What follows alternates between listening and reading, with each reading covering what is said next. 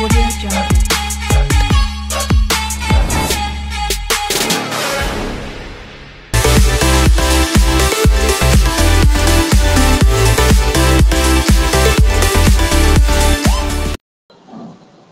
ये प्रश्न है ना।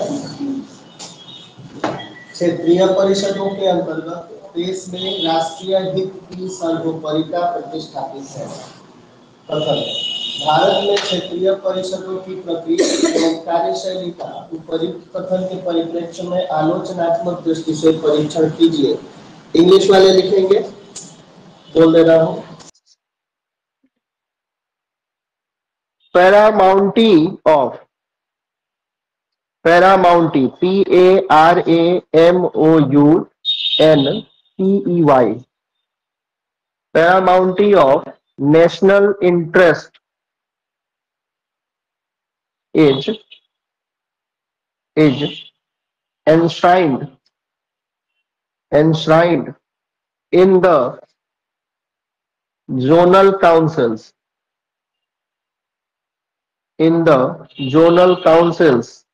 in the country.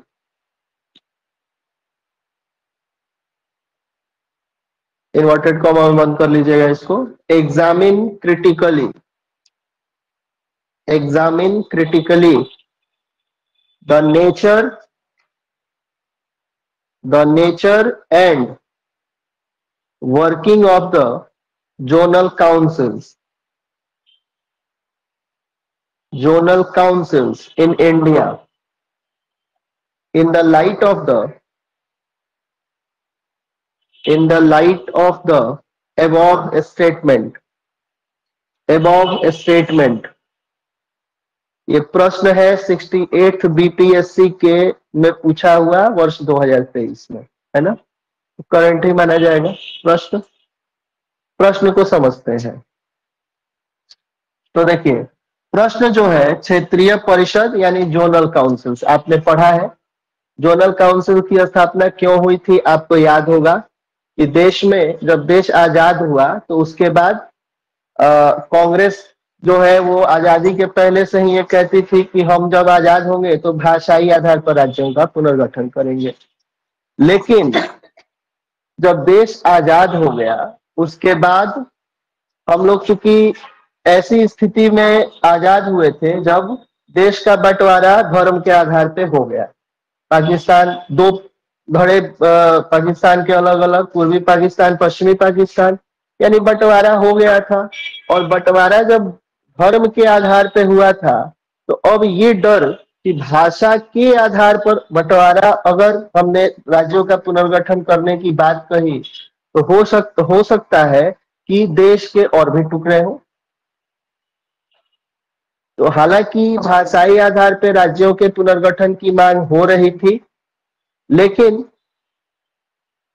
ये किया भी गया, राज्य पुनर्गठन अधिनियम बना, ये किया भी गया। लेकिन साथ ही साथ जोनल काउंसिल्स 5 बनाई गई थी, आपने पढ़ा था, ताकि लोग मिल बैठ के आपस में बातचीत कर सके और अपने मसलों को आपस में मिल बैठ के हल कर सके। क्योंकि लड़ाई झगड़े से तो कुछ होना है नहीं, बात तब भी बनती है जब हम बैठ के बातचीत करते हैं। तो इसी उद्देश्य से क्षेत्रीय परिषद जोनल काउंसिल्स बनाए गए थे। अब उसी पे ये प्रश्न है, ध्यान देंगे अगर आप, तो कथन जो है क्षेत्रीय परिषदों के अंतर्गत देश में राष्ट्रीय हित की सर्वोपरिता प्रतिष्ठापित है। Paramountcy of national interest is enshrined in the zonal councils in the country. कहने का अर्थ ये है, ये जो क्षेत्रीय परिषदें हमने बनाई हैं वो इसी ध्येय से बनाई गई हैं ताकि अंततोगत्वा जो राष्ट्र की एकता, अखंडता है, और राष्ट्र जो है, हम रहे या ना रहे, ये देश रहना चाहिए, यानी राष्ट्र सर्वोपरि है। क्षेत्रीय परिषदों को बनाने का हमारा उद्देश्य यही है कि राष्ट्र ही सबसे पहले, कोई बिहार, कोई उत्तर प्रदेश, कोई झारखंड, कोई महाराष्ट्र, पश्चिम बंगाल नहीं। हम सीधे एक देश की बात करते हैं, एक एज अ होल कंट्री की बात करते हैं, और क्षेत्रीय परिषदों ने इस राष्ट्रीय सर्वोपरिता को प्रतिष्ठापित किया है। पूरे ये जो अलग अलग राज्य, जो क्षेत्रीय अस्मिता वाला जो एक कॉन्सेप्ट है, क्षेत्रवाद, तो क्षेत्रवाद को कमजोर किया है क्षेत्रीय परिषदों ने। इस बात को, ठीक है, अब धार्मिक भाषाई आधार पे आप हो सकते हैं अलग अलग, लेकिन वो सब होने के बावजूद यूनिटी इन डाइवर्सिटी वाला कॉन्सेप्ट है। ये वो सब होने के बावजूद, ठीक है, आप विविधता पूर्ण देश है ना, देश भारत में कहा जाता है विविधता पूर्ण देश है, ऐसा देश जहाँ अजीब ही तरीके का कल्चर है, और भाषा बोलने वाले लोग हैं, सब धर्म मानने वाले लोग हैं, सब एक साथ रह रहे हैं। तो इस चीज को क्षेत्रीय परिषदों ने ऊपर रखा है, देश को एकजुट करके रखा है, इस हित की सर्वोपरिता, राष्ट्रीय हित को सबसे ऊपर रखा गया है क्षेत्रीय परिषदों के माध्यम से। तो ये तो कथन है, हम समझ रहे हैं कि हाँ ठीक है, ये कथन है। बाकी कह रहा है कि भारत में क्षेत्रीय परिषदों की प्रकृति, इस कथन के बाद अब सीधे ये कह रहा है कि प्रकृति क्या है क्षेत्रीय परिषदों की, ये हमें बताना है। यानी हमारा जो पहला पैराग्राफ होगा ये इंट्रोडक्शन से शुरू होगा। यानी हम पहले क्या बताएंगे कि जोनल काउंसिल्स क्या है, क्षेत्रीय परिषदें क्या है, इनके बारे में हम बताएंगे। पहला पैराग्राफ हमारा होगा, वहां से इंट्रोडक्शन से शुरू करके और फिर आगे बढ़ेंगे। और प्रकृति क्या है, नेचर क्या है, क्षेत्रीय परिषदों में जो निर्णय वगैरह लिए जाते हैं वो बाध्यकारी होते हैं कि गैर बाध्यकारी होते हैं, इसके बारे में बताएंगे। या फिर संवैधानिक निकाय है कि वैधानिक निकाय है, उसके बारे में बताएंगे। तो चलिए अब हम क्रम से शुरू करते हैं, और आगे जहां जहां जो चीजें आएंगी उसको हम, ठीक ठाक प्रश्न है, टाइम लगेगा करने में फिर, लेकिन मैं उम्मीद करता हूं आप समझेंगे और आंसर लिख के मुझे दिखाएंगे। वैसे भी आपको आंसर तो मिल ही जाना है, लेकिन आप अपनी ओर से कोशिश कीजिए। चलिए उत्तर करते हैं इसका।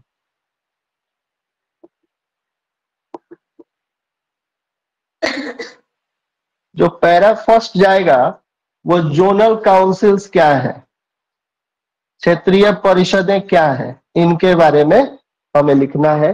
क्या है क्षेत्रीय परिषदें, तो क्षेत्रीय परिषदें वैधानिक निकाय है, संवैधानिक नहीं, स्टेच्यूटरी बॉडीज है, नॉट कॉन्स्टिट्यूशनल बॉडीज, ये स्टेच्यूटरी बॉडीज है। उसके अलावा इनकी स्थापना कब हुई थी, इन सब चीजों के बारे में 4-5 लाइन में एक इंट्रोडक्शन टाइप का, क्या करती हैं, तो भाई समन्वय स्थापित करती हैं आपस में राज्यों में, तो इसके बारे में हम इसमें लिखेंगे, है ना। क्या लिखेंगे, मैं एकदम शॉर्ट में बोलता हूँ क्योंकि बहुत ज्यादा लंबा हो जाता है लेक्चर तो फिर दिक्कत हो जाती है ना। हिंदी वाले क्या लिखेंगे, वो शुरू करेंगे तो लिखेंगे कि भारत में क्षेत्रीय परिषदें राज्यों और केंद्र शासित प्रदेशों के बीच समन्वय, सहयोग और विकास को बढ़ावा देने हेतु स्थापित वैधानिक निकाय, ब्रैकेट में स्टैट्यूटरी बॉडीज है। इनका गठन वर्ष 1956 के राज्य पुनर्गठन अधिनियम के तहत हुआ था। भारत में 5 क्षेत्रीय परिषदें हैं जिनकी अध्यक्षता केंद्रीय गृह मंत्री करते हैं, जबकि इनका गठन राष्ट्रपति करते हैं। ये हमारा ऊपर हिंदी वालों के लिए। इंग्लिश वाले क्या लिखेंगे, zonal councils in India are statutory bodies established to promote coordination, cooperation and development among the states and union territories. They were formed under the States Reorganization Act of 1956. There are 5 zonal councils in India which are formed by the President of India and headed by the Union Home Minister. इतनी चीज यहाँ लिख के अब आगे बढ़नी है, अब आगे बढ़ना है। आगे बढ़ना है तो ये चीज अब बताना पड़ेगा कि कौन कौन से 5 वो जोनल काउंसिल्स हैं, बिना उसको बताए तो बात बनेगी नहीं। तो थोड़ा सा लिख के अब जो हमारा अगला पैराग्राफ होगा, एक लाइन का एक पैराग्राफ और जोड़ेंगे। उस पैराग्राफ में हम ये बताएंगे कि ये क्षेत्रीय परिषदें इस तरीके से हैं, जिन क्षेत्रीय परिषदों की ऊपर बात हुई थी वो इस प्रकार है। लिखेंगे क्या, तो it is necessary to know about this 5 regional councils which are as follows. ठीक, जो इस प्रकार है, मैंने जो भी बोला हिंदी में, तो इसको लिख के अब नीचे एक हम लोग क्या करेंगे, ये इस तरीके से एक बनाना है आपको, है ना। आपने अपने नोट्स में लिखा था ना कौन कौन से जोनल काउंसिल्स हैं, क्लास कब हुई थी तो ये बताया है मैंने। यहाँ जोनल काउंसिल्स, यही क्षेत्रीय परिषद है यहाँ पे, है ना। शामिल राज्य, जो स्टेट्स है इसमें, किस क्षेत्रीय परिषद में कौन कौन से स्टेट्स हैं, है ना। और मुख्यालय क्या है इनका, हेडक्वार्टर।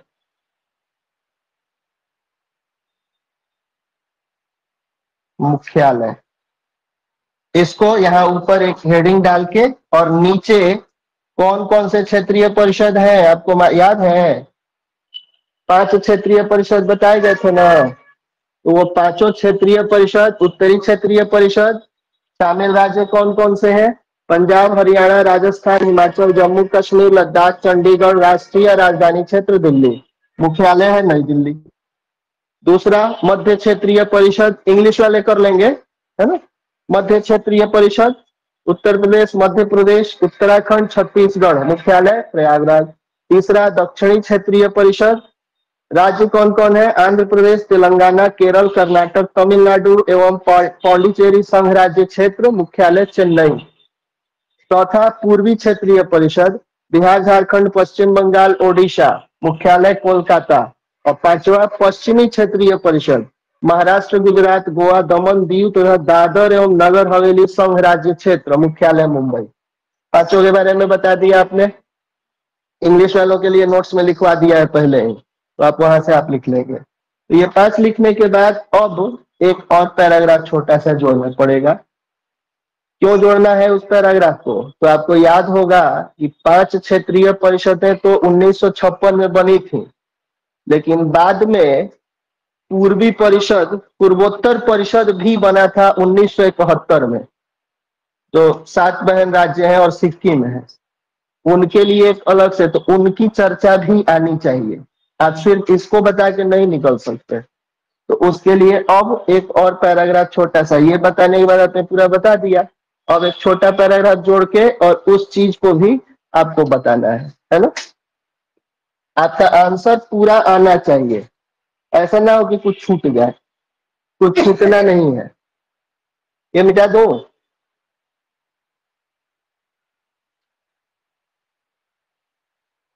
अब जो है, अब इस जो सारणी आपने बनाई है उसके बाद पैराग्राफ 3 में क्या लिखेंगे, तो वही उस जो पूर्वोत्तर परिषद का गठन 1971 में हुआ था उसकी चर्चा इस पैराग्राफ में करनी है, और उसमें कौन कौन से राज्य शामिल है और क्या कार्य है उसका।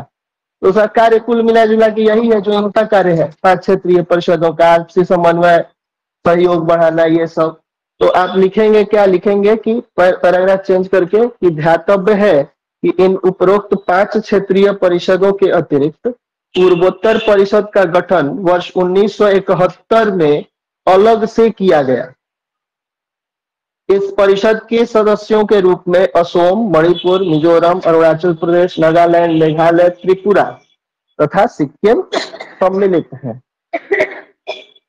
इस परिषद का भी कार्य लगभग वही है जो अन्य 5 क्षेत्रीय परिषदों का है ना। इसके बारे में इंग्लिश वाले क्या लिखेंगे, इंग्लिश वाले क्या लिखेंगे, तो वो लिखेंगे कि it is noteworthy that in addition to the above 5 regional councils, the Northeastern Council was formed separately in the year 1971.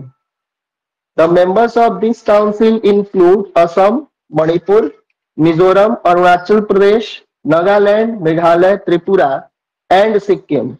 The functions of this council are almost the same as those of the other 5 regional councils. इसके बारे में बता के अब देखिए, अभी matter अब तो शुरू होगा। सॉरी, 5 क्षेत्रीय परिषदों का गठन आपने कर लिया और एक उत्तर पूर्व उसका भी गठन कर लिया। उसके गठन के बाद पैराग्राफ 4 में, पहले मैं गलती बोल गया, इसमें बताएंगे कि क्या है प्रकृति, प्रकृति और कार्यशैली भी तो बतानी है। पहले इसको बताएंगे, तब वो जो मैंने पहले वाला बोला उसको बताएंगे, है ना। तो प्रकृति और कार्यशैली में क्या है, प्रकृति गैर बाध्यकारी है, इसका गठन कैसे होता है, कौन इसके अध्यक्ष होते हैं, तो उसका थोड़ा सा आपने जब ऊपर वो दिया था इंट्रो, तो उसमें ही बता दिया था कि अध्यक्ष कौन होंगे। और कौन गठन करेगा वो बता दिया है, लेकिन यहाँ भी थोड़ा सा उसको बता देंगे, तो ध्यान दीजिए। गठन जो होता है क्षेत्रीय परिषदों का, तो आप 5 क्षेत्रीय परिषदों के गठन को जान चुके हैं, लेकिन अध्यक्ष तो होते हैं गृह मंत्री, या फिर राष्ट्रपति अगर किसी दूसरे केंद्रीय मंत्री को चाहे तो अध्यक्ष नियुक्त कर सकता है, ये राष्ट्रपति के हाथ में होता है, याद रखिएगा। और जो राज्य और जो केंद्र शासित प्रदेश है, तो राज्यों के मुख्यमंत्री और केंद्र शासित प्रदेशों के प्रशासक, एडमिनिस्ट्रेटर या फिर लेफ्टिनेंट गवर्नर जो होते हैं, वो क्या होते हैं, उपाध्यक्ष होते हैं, सदस्य होते हैं। तो उस चीज को बताइए, और ये भी बताइए इसकी प्रकृति क्या है, गैर बाध्यकारी है, ये जो कहेगी वो लागू करना जरूरी नहीं है, वो मतलब गैर बाध्यकारी है। इस चीज को अब पूरा बताने के बाद पैराग्राफ 4 में बताएंगे। लिखेंगे क्या, यह भी महत्वपूर्ण तथ्य है कि सभी क्षेत्रीय परिषदों के अध्यक्ष भारत के गृह मंत्री ही होते हैं, और अनेक बार राष्ट्रपति द्वारा मनोनीत केंद्रीय मंत्री भी परिषदों के अध्यक्ष हो सकते हैं, जबकि परिषदों से संबंधित राज्यों के मुख्यमंत्री उपाध्यक्ष होते हैं, और केंद्र शासित प्रदेशों के राज्यपाल और प्रशासक सदस्य और उपाध्यक्ष हो सकते हैं। क्षेत्रीय परिषदें केवल चर्चात्मक तथा परामर्शदात्री निकाय हैं तथा इनका परामर्श गैर बाध्यकारी होता है। इस चीज को लिख के, अब इंग्लिश वाले क्या लिखेंगे वो भी जान लें। It is also an important fact that the Union Home Minister is the chairman of all the zonal councils, and many times the Union Minister nominated by the President can also be the chairman of the councils, while the CMs of the states related to the council and the administrators or lieutenant governors of the UTs are the vice chairman. The regional councils are merely consultative bodies and their advice is not binding, यानी गैर बाध्यकारी संस्था है। इसको लिखने के बाद paragraph 4 को लिखने के बाद आपने प्रकृति बता दी है। उसको अब ऑब्जेक्टिफाई करके नहीं बताया कि हम प्रकृति बता रहे हैं, वो बताना भी नहीं चाहिए। आप उसी में बात कैसे कैसे बढ़ रहे हैं, जो समझने वाला है वो समझ गया कि आप प्रकृति बता चुके हैं। अब आगे बढ़िए, अब आप किस पे आने वाले हैं, कार्यशैली पे। प्रकृति के बाद अब हम बात किसकी करें, कार्यशैली की। यानी कि ये जो क्षेत्रीय परिषदें हैं, इनका कार्य क्या है, प्रकृति बताइए, कार्यशैली बताइए। पहले कार्यशैली बताइए, तब हम बात करेंगे ये आलोचनात्मक परीक्षण कैसे होगा, है ना। तो पहले जो सीधे सीधे है उसको लिख डालिए। अब हम किस पे आ रहे हैं, कार्यशैली पे। तो कार्यशैली पे आने के लिए एक लाइन का एक पैरा जोड़ेंगे। कार्यशैली बतानी है हमें तो कुछ लिखना पड़ेगा। एक लाइन क्या लिखेंगे कि हालांकि क्षेत्रीय परिषदें राष्ट्रहित में कार्य करने हेतु प्रतिबद्ध हैं एवं इनकी कार्यशैली कुछ इस प्रकार है, कुछ इस प्रकार है लिख के डैश और डैश करके। अब देखिए आपके पास जगह कम होता है, और जब आप पूरा इसको लिखने पे आइएगा तो एक पेज इसी को लिख लीजिएगा। तो कुछ ऐसा चित्रांकन, चित्रात्मक प्रस्तुति होनी चाहिए ताकि कम जगह में बात आपकी पूरी अट जाए। कार्यशैली को बता के आगे बढ़ना है, क्योंकि हमारा मुख्य मुद्दा ये भी तो है, आलोचनात्मक दृष्टि से परीक्षण। तो इसलिए कार्यशैली की चित्रात्मक प्रस्तुति होगी। कैसी होगी, एक बार आपने एक सारणी बनाई थी, कभी भी आंसर लिखने के समय इन सब चीजों का विशेष ध्यान रखा जाता है। सारणी बना के, चित्रात्मक प्रस्तुति करके, या फिर ग्राफ वगैरह बना के, ये सब अगर आपके आंसर में है तो जो चेक करने वाला होगा उसके हाथ से 1-2 नंबर ज्यादा ही फिसल जाएगा। और मैं हमेशा इस बात का समर्थन करता हूं कि आंसर एकदम फ्लैट ऐसे कथावाद नहीं वाचना है, उसमें ऐसा कुछ कीजिए कि आपकी कॉपी पे उसका नजर टिके, थोड़ा सा देखे कि हाँ अरे हाँ बहुत अच्छा लिखा है। तो थोड़ा चित्रकार बनना पड़ेगा, है ना। तो अब चित्रात्मक प्रस्तुति कैसे होगी मैं उसको बताता हूं। तो देखिए एक चित्र बनाइएगा, बीच में बिल्कुल एक गोला बना दीजिएगा, ठीक। और इसमें लिख लीजिएगा क्षेत्रीय परिषदों की कार्यशैली। क्षेत्रीय परिषदों की कार्यशैली, working plan of zonal councils, और इसको लिख के ऐसे ऐसे और ऐसे एक बॉक्स आप बनाइएगा तो ये सब बातें, क्योंकि थोड़ा लंबा लिखना है, एक बॉक्स बनाइएगा तो ये सब बातें इसमें अट जाएंगी। ऐसे आपको बनाना है, ऐसे चित्र आपको बनाना पड़ेगा, है ना। क्या वर्किंग मॉडल, इसमें वर्किंग प्लान आपको बताना है। इस चित्र में कम जगह में ज्यादा बात अट जाएगी इसी में। अब इसी चीज को आप ऐसे लाइन से लिखते तो ज्यादा पेज जाता, और आप ऐसे लिख दे तो बात भी कह दी है और थोड़ा सा देखने वाले को भी लगा कि नहीं कुछ अच्छा लग रहा है ना। तो अब ये बनाइएगा तो पहला, दूसरा और तीसरा। पहला क्या कार्यशैली है, तो भाई चर्चा वर्चा होती है, बैठक होती है, तो क्या होती है, चर्चा होती है। तो पहला लिखिए कि बैठकें और चर्चा प्रक्रिया। पहला क्या हो जाएगा, बैठकें और चर्चा प्रक्रिया, है ना। मीटिंग्स एंड डिस्कशन प्रोसेस, ये मीटिंग्स एंड डिस्कशन प्रोसेस पहला। इसमें दो तीन पॉइंट्स इसमें लिखने हैं आपको, छोटे छोटे पॉइंट्स। क्या है, पहला पॉइंट ये है कि बैठकें आवश्यकता अनुसार या वार्षिक होती हैं। तो इसकी बैठक वार्षिक हो सकती है, या फिर अचानक कोई मुद्दा जरूरी है उस पर बात करना जरूरी है तो उसके लिए हो सकती है।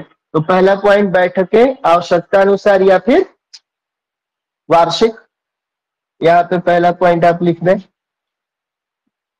मीटिंग एज रिक्वायर्ड और एनुअली। दूसरा, बैठकों में राज्य से जुड़े सामाजिक, आर्थिक और प्रशासनिक मुद्दों पर विचार विमर्श होता है। यहाँ पे दूसरा पॉइंट, है ना। Socio economic and administrative issues related to the states are discussed in the meetings. इसी में तीसरा पॉइंट लिखिए, अभी इसी में चल रहा है, सीमावर्ती विवाद, जल संसाधन वितरण, आंतरिक सुरक्षा जैसे मामलों पर चर्चा। तीसरा point, discussion on matters like border dispute, water resource distribution, internal security। अब ये तीन पॉइंट आपने लिख दिए, ये खंडा, ये बॉक्स भर गया। अब इस वाले पे आइए, दूसरे पे, है ना। दूसरे में लिखिए समस्या समाधान और समन्वय।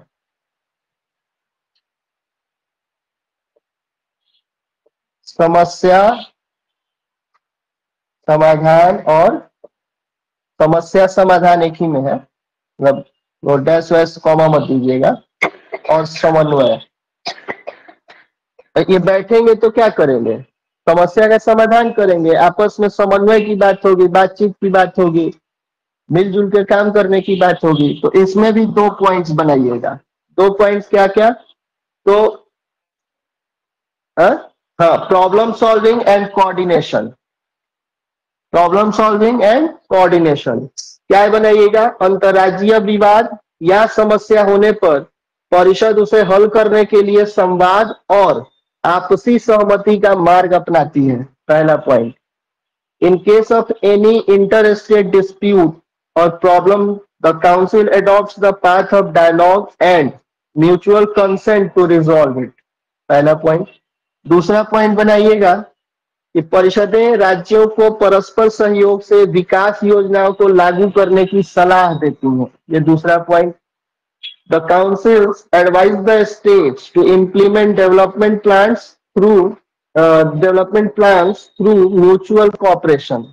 हो गया, ये बॉक्स और ये बॉक्स भर गया। अब इस तीसरे बॉक्स की बारी है। तीसरे बॉक्स में नीति निर्माण और सिफारिशें तथा मार्गदर्शन।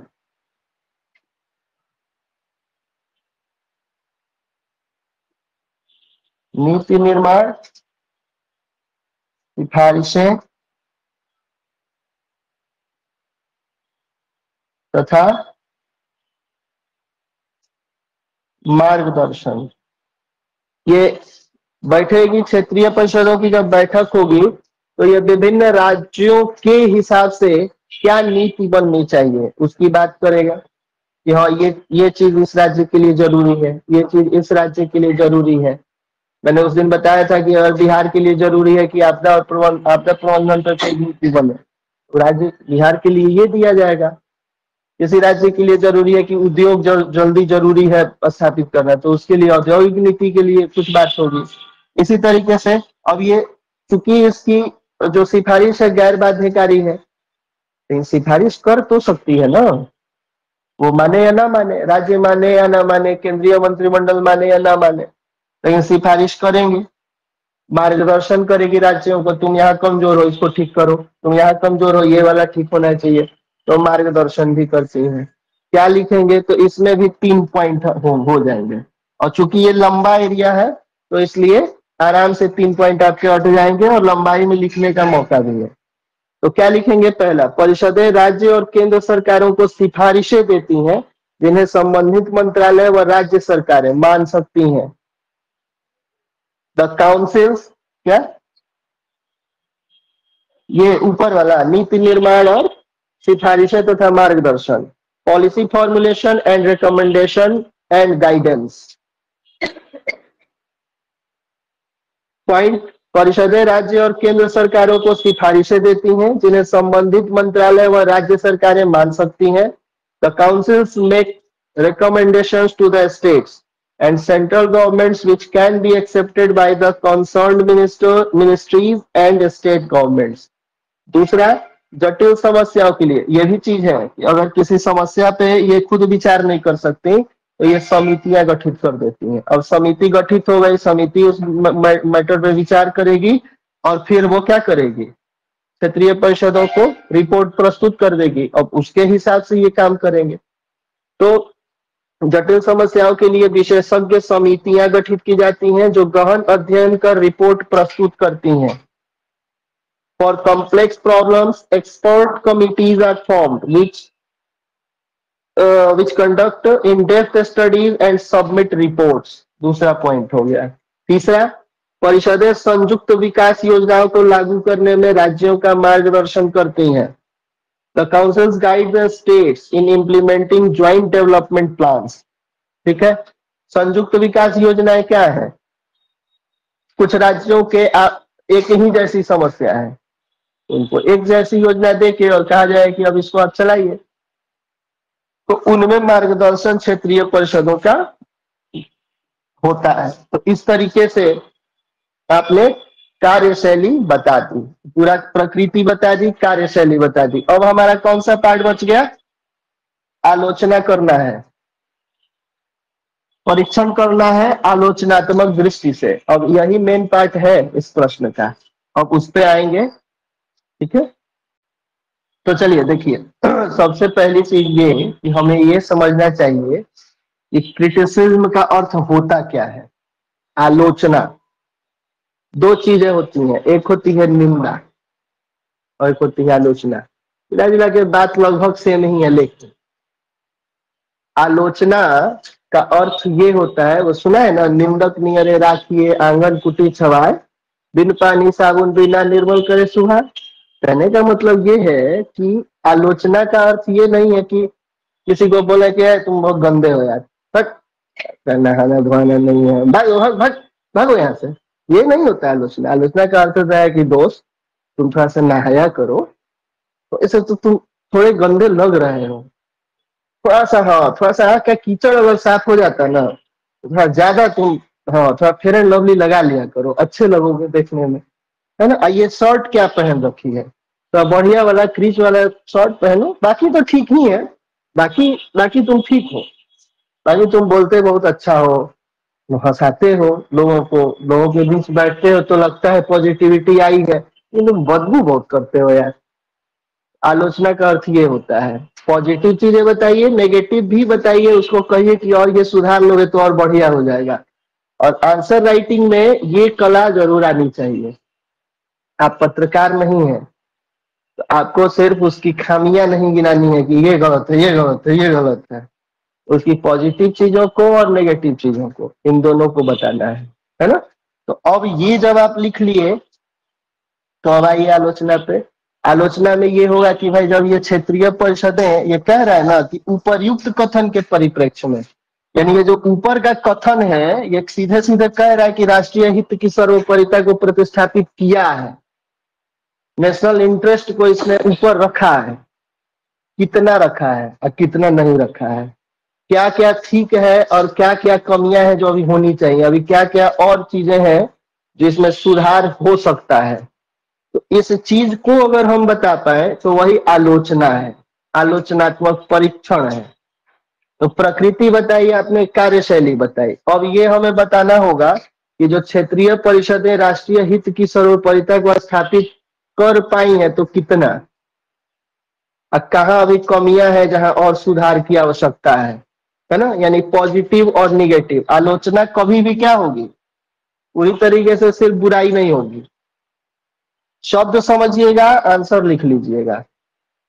विश्लेषण जो आपने सुना है ना, विश्लेषण पॉजिटिव नेगेटिव, मूल्यांकन पॉजिटिव नेगेटिव, आलोचना, समझ आ रहा है ना।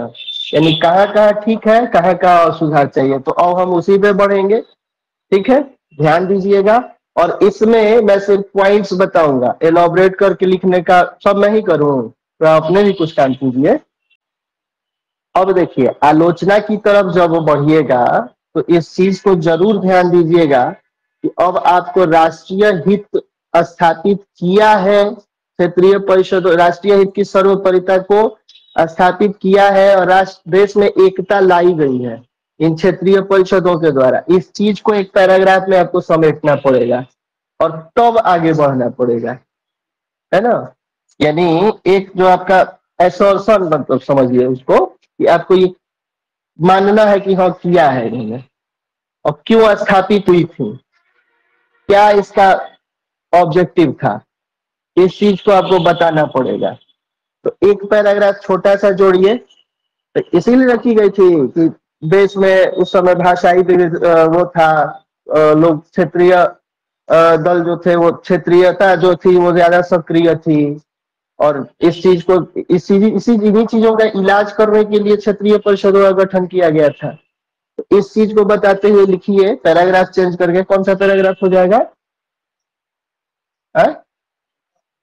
पैरा 6। पैरा 6 में अब राष्ट्रीय हित की सर्वोपरिता के बारे में क्या है, राष्ट्रीय हित को इसने साधा है, राष्ट्रीय एकता आई है, इस चीज के बारे में एक पैराग्राफ क्या लिखेंगे।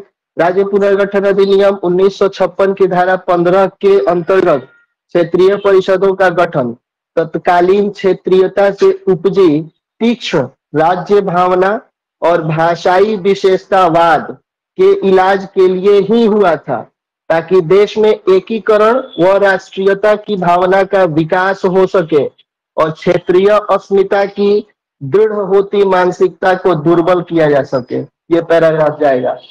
इंग्लिश वाले क्या लिखेंगे, under section 15 of the state reorganisation act 1956 the regional councils were formed to treat the acute state sentiments and linguistic specialism arising out of the regionalism and nationalism could develop in the country and the strengthening mentality of regional identity could be weakened।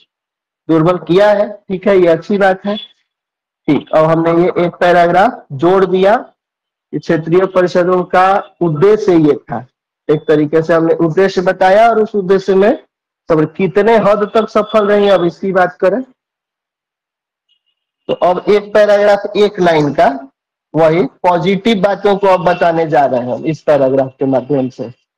एक line का एक paragraph और क्या क्या चीजें positive way में हुई है उसको बताने के लिए हम एक पैराग्राफ जोड़ते हैं कि क्षेत्रीय परिषदें अपने उद्देश्य में बहुत हद तक सफल भी रही हैं, क्योंकि और क्योंकि करके डैश। ठीक, the regional council has been largely successful in its objectives because क्या क्या वो पॉइंट्स हो सकते हैं पॉजिटिव जहां जहां ये सफल है। तो पहली चीज, ये राज्यों के बीच समन्वय में वृद्धि हुई है। इस चीज को तो आप मानते हैं कि राज्यों के बीच समन्वय में वृद्धि हुई है। राज्य आपस में राज्य बैठ रहे हैं, मिल बैठ के बातचीत कर रहे हैं, एक दूसरे से सीख रहे हैं, तो समन्वय तो बढ़ा है। इस चीज को इसमें लिखना है। इंग्लिश वाले क्या लिखेंगे? There has been increased coordination between states. First point, ये पहली चीज हुई है। अब इसको एलॉबरेट करके एक दो लाइन में आपको लिखना है, ये मैं आप पे छोड़ता हूं, सब मैं ही बताऊं, आंसर तो आपको बाद में मिलेगा ही। ठीक, दूसरी चीज क्या हुई है पॉजिटिव? संघीय ढांचा मजबूत हुआ है कि नहीं हुआ है? इसको लिखिए, संघीय ढांचा मजबूत हुआ है। The federal structure has been strengthened. ठीक, आपस में मिल बैठ रहे हैं, बातचीत कर रहे हैं, तो संघीय ढांचा में सहकारिता तो बढ़ी है। और मिल बैठ के बातचीत करेंगे तो अंततः संघीय ढांचा मजबूत ही होगा, सहकारिता बढ़ेगी। तो इस चीज को आप यहाँ लिखेंगे। तीसरी चीज पॉजिटिव क्या हुई है? सामाजिक आर्थिक सुधार हुआ है। तीसरा पॉजिटिव चीज,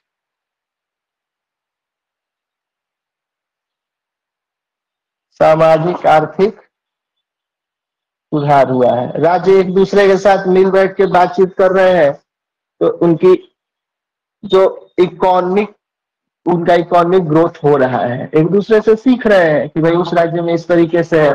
गुजरात बहुत डेवलप्ड है, तो बिहार भी इससे सीखेगा कि नहीं सीखेगा? सीखना चाहिए। बंगाल में ये चीज अच्छी है, तो बिहार भी सीखेगा कि ये हमारे यहाँ भी हो। सामाजिक तौर पे भी हम मजबूत हुए हैं, इस पॉइंट को। अगली चीज, सीमावर्ती विवादों का समाधान हुआ है। चौथा, सीमावर्ती विवादों का समाधान। ये थर्ड पॉइंट इंग्लिश में नहीं बताया है ना। There has been socio economic improvement. उसके बाद सीमावर्ती विवादों का समाधान, रिजोल्यूशन ऑफ बॉर्डर डिस्प्यूट्स। ठीक, हाँ, रिजोल्यूशन नहीं है जी, रिसॉल्व रिसॉल्वेशन होना चाहिए, I think. Resolution of border disputes. उसके बाद पांचवा, आतंकवाद और नक्सलवाद से निपटने में सहायता मिली है।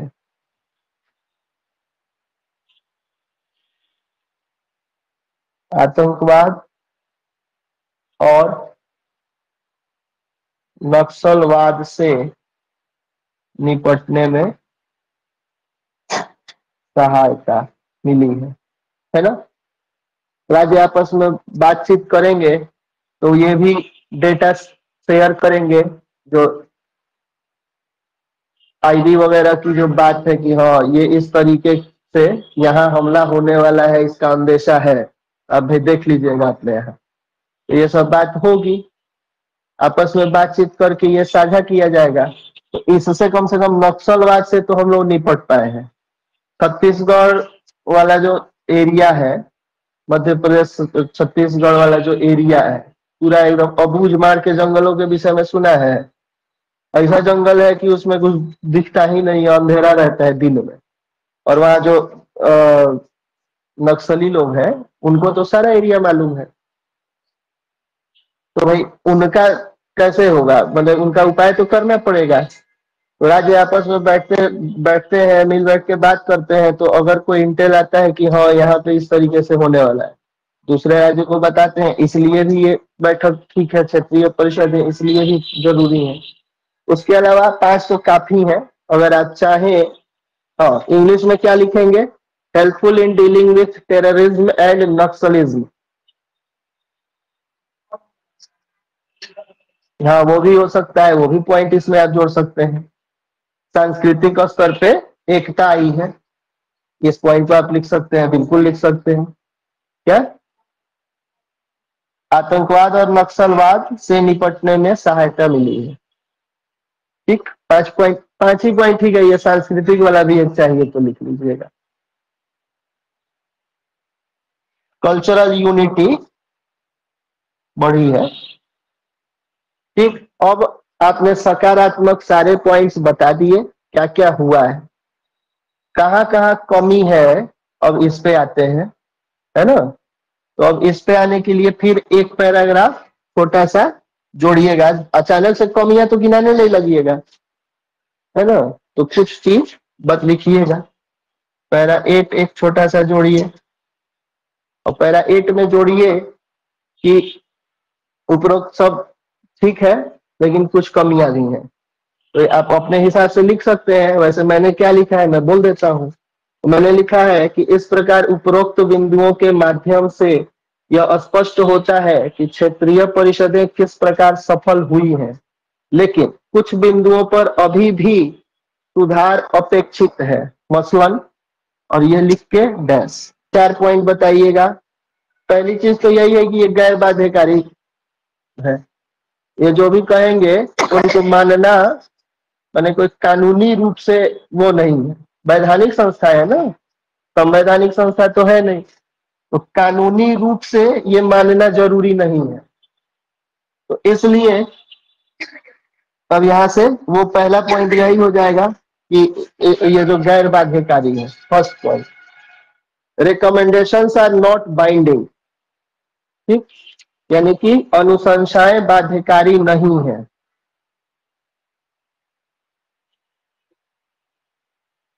अनुशंसाएं बाध्यकारी नहीं है। कैसे नहीं है, इसको लिखिएगा कि वैधानिक संस्था नहीं है, इसलिए इसकी अनुशंसाएं बाध्यकारी नहीं है। दूसरी चीज देखिए, राजनीतिक असहमति जो है सबसे बड़ा प्रॉब्लम है क्षेत्रीय परिषदों के सामने। राजनीतिक असहमति,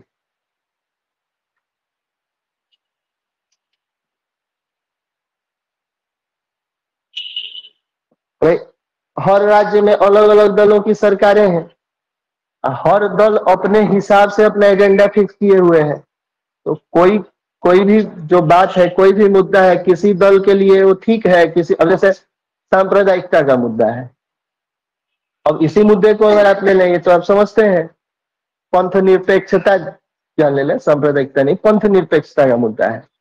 तो कोई सरकार कहती है कि पंथ निरपेक्षता में सेंध लग रही है, कोई सरकार कह रही है कि नहीं ऐसा नहीं है। तो हर हर जगह अलग अलग क्षेत्रीय दलों की सरकारें हैं, राष्ट्रीय दलों की सरकारें अलग हैं, सबकी सोच अलग है। तो ये मामला, ये इसकी वजह से क्षेत्रीय परिषदें जो है समस्याग्रस्त है। इसको लिखिए, पॉलिटिकल डिसएग्रीमेंट्स। थर्ड, मीटिंग्स नियमित नहीं होती हैं। मीटिंग्स कहते हैं कि जब जरूरत होगा हम वो बैठा लेंगे, बैठक जब जरूरत होगी तो बुला लेंगे, या फिर हम हर वर्ष करेंगे, लेकिन इसका कोई माई बाप नहीं है, कब होंगी उसका कुछ ठीक नहीं। तो ये कमी है। बैठकें नियमित नहीं, नियमित नहीं, मैं बोल रहा हूं उसी से सुनिएगा, इस पे लिखने में थोड़ी परेशानी हो रही है नीचे। तो बैठकें अनियमित है, इरेगुलर मीटिंग्स, है ना। उसके अलावा एक और सीमा आप लिख सकते हैं कि संघीय ढांचे की सीमाएं हैं। राज्य सरकारें केंद्र की नीतियों से असहमति रखती हैं, और ऐसी स्थिति में राष्ट्रीय हित जो है वो बाधित होते हैं। और योजना तो अब वो कह रहे हैं कि ठीक है, आप ये योजना लागू कर लीजिए, आपके लिए ठीक है। हम कहेंगे नहीं, हम नहीं लाएंगे। प्रधानमंत्री फसल बीमा योजना वाला उदाहरण है ना। तो ऐसी स्थिति में आपस में ही मतभेद हो जाता है। संघीय ढांचे की सीमाएं, ऊपर लिखूं क्या मैं इसको? 4 नंबर नेगेटिव पॉइंट क्या लिखेंगे?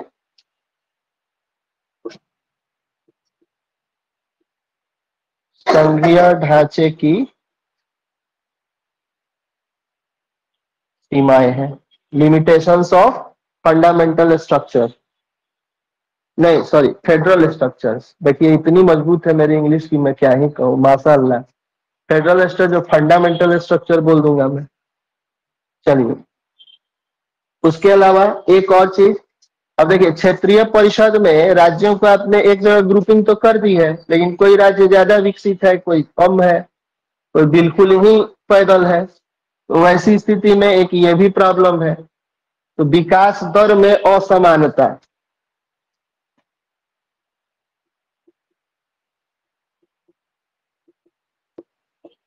विकास दर में